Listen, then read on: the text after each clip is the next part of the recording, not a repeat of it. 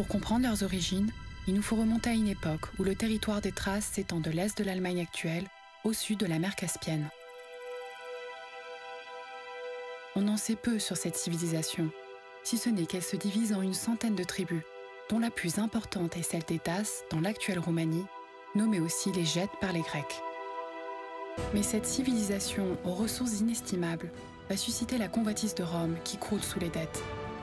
Au terme de nombreuses guerres, Rome parvient à déstabiliser la nation thrace et à conquérir une partie de son territoire. La dernière tribu à résister à l'envahisseur est retranchée dans les Carpates, en Dacie. Coriace et inébranlable, son emblème est le loup, symbole d'intelligence, de liberté et d'insoumission. Associé au serpent, il forme le dragon Dace qui fera sa renommée. Bien qu'ils soient minoritaires face aux Romains, les Daces ne font aucun compromis. Ils ne jurent que par Zalmoxis, un prêtre divinisé, qui les persuade que mourir sur le champ de bataille mène à l'immortalité. Une conviction redoutable qui ébranle les soldats romains. C'est à Zarmizegetusa qu'ils livrent leur dernière bataille.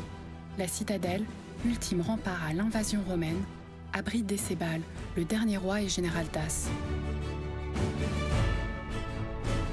Malgré la combativité de son armée, il cède face à la puissance de l'empereur romain Trajan et préfère se donner la mort pour accéder au paradis de Zalmoxis.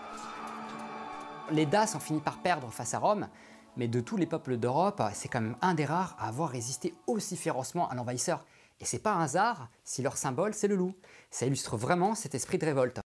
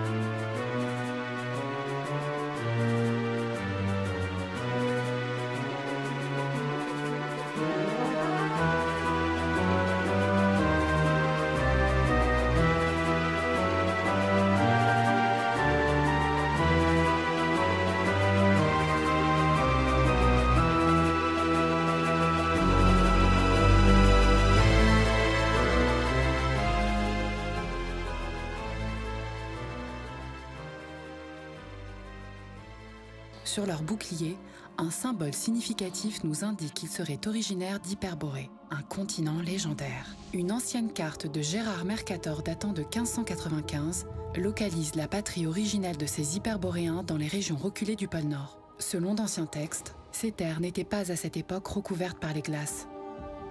Les légendes, les chroniques anciennes disent que la première civilisation qui a existé s'appelle Hyperborée. Hyperborée était située au niveau des pôles. Et ce peuple hyperboréen, s'il a existé bien sûr au sens propre, est descendu donc vers le sud.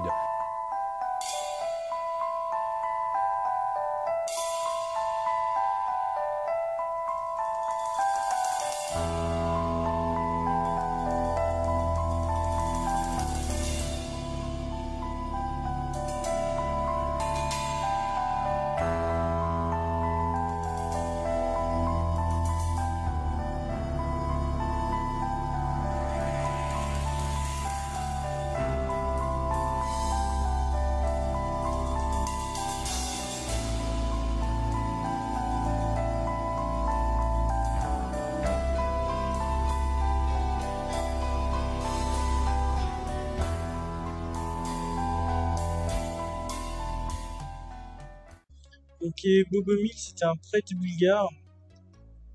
Sa doctrine rejetait l'Ancien Testament et l'Eucharistie, le sacrifice, la messe. En gros, ça rejetait à peu près toutes les sortes de cultes qu'il faut avoir. Alors les Bogomils, c'est une doctrine plus ou moins dualiste. Donc le monde a été créé par le diable, carrément. Et l'âme, du coup, a été créée par Dieu. Donc tout ce qui rejoint plus ou moins le corps, c'est l'œuvre du diable. Et c'est voué au mal. Et tout ce qui rejoint l'âme, c'est l'œuvre de Dieu et c'est voué au bien.